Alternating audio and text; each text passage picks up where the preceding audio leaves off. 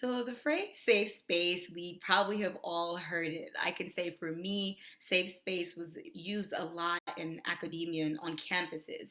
A lot of times when we would talk about issues related to identity, diversity, equity, and inclusion, one of the first guidelines before a meeting will start or before a dialogue will start was, let's create a safe space.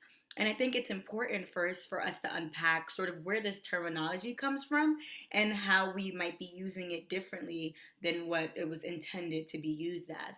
So, according to what I've learned over time, is that the phrase safe space was a lot of times used within women's movement, meaning a lot of people who identified as a woman or as women said, how do we create safe spaces? Meaning, how do we create spaces where we can speak our truths, where we feel like we're not being shut down, and really even just like physical safety. So, a lot of times, safe space alluded to being in a space where you didn't feel like you would be physically hurt or harassed, especially because that was a common thing that happened to you if you were part of a identity group that has been historically and presently marginalized.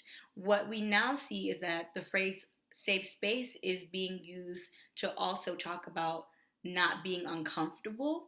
And it's really important to recognize that when we're having difficult conversations, especially those conversations that are emotionally charged in the workplace, we can't necessarily guarantee safe space in that regards. So how I might react to a certain topic or even me sharing my personal experiences, no one can really hold my emotions or guarantee that I will feel okay in terms of how I'm interpreting a certain situation.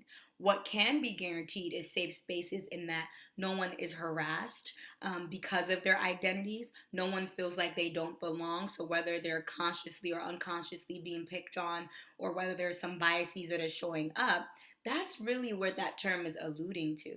So, what I like to say is, how do we create brave spaces?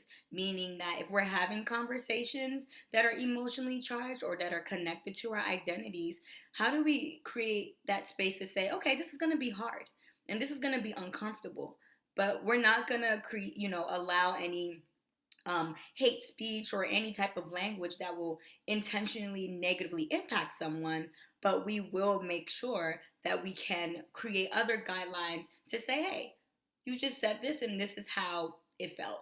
And how do we create that dialogue in that brave space that we have? So hopefully that was helpful, and I'd love to hear more about how you all are defining safe space or brave space, or perhaps any other terminology or phrases that you're using while having some of these difficult conversations in the workplace.